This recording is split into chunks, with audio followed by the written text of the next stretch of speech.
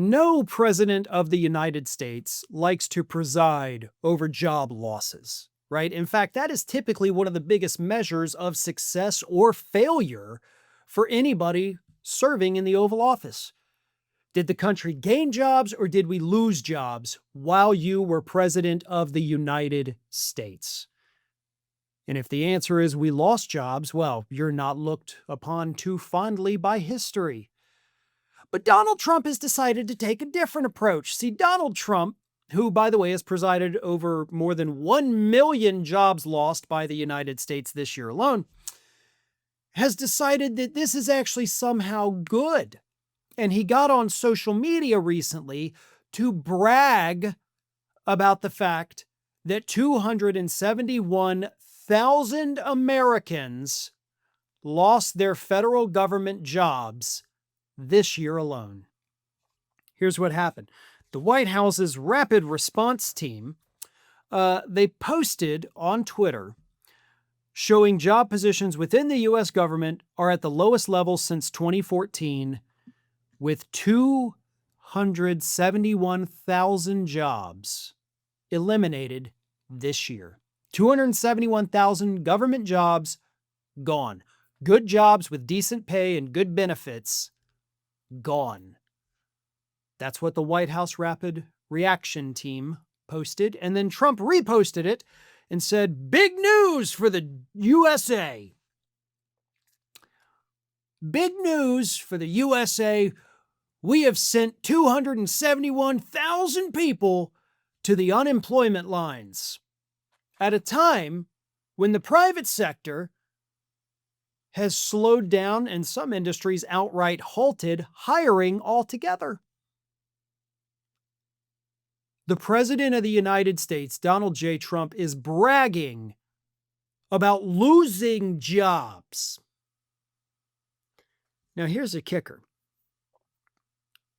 Republicans hate the government.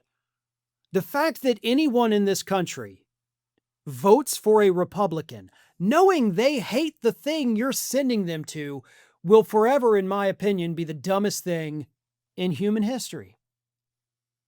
If you're running a business and you're trying to hire somebody and that person comes into your business for their job interview and says, "I hate your business," your business needs to you need to fire all these people, cut them down so that there's only like a couple people working here. And even those people should also still hate the business. Would you hire that person? Would any company anywhere on the planet hire somebody that walked into their business and said that? No. The answer is no, you would not. But that's what Republicans do every election. They tell us the government sucks, we hate the government's bad, the government's corrupt, we need to cut the government, slash and burn it. And then people are like, yeah, I should vote for the guy that hates the thing to go do the thing. It takes a special kind of stupid to do that. And that is what every single person who votes Republican does every single election cycle. Every time. Every time. And then y'all are the first to bitch and moan when things in the government stop working, as if you didn't vote for the person who said, "I'm going to make it stop working." And that's what Trump has done.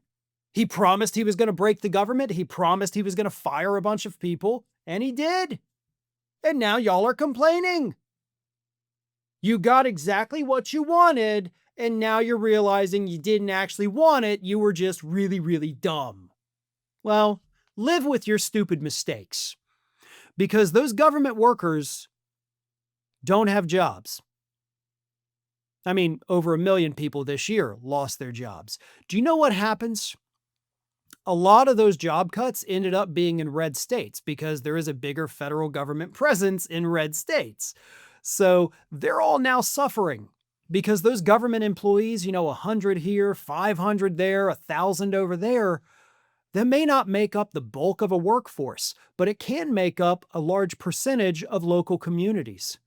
And when you are in a small community and suddenly you have 100 people who can't go out and spend money because they don't have jobs, do you know what that does to local businesses? It reduces their income, so they lay people off. then those people can't go spend money, so other businesses contract. That's how this works. It's not a foreign concept. It's actually very easy to understand. When you have mass layoffs in any sector, there are areas of the country that are 100% dependent upon those sectors. And those communities die. And then the decay spreads to other communities, other cities, other states. That's what happens. And we're seeing it across the country right now. And rather than being ashamed of it, rather than trying to fix the problem he created, Trump is out there bragging about it. Thanks for watching, and if you are not already subscribed to the channel, please do so, and do not forget to like and comment and share widely among your friends.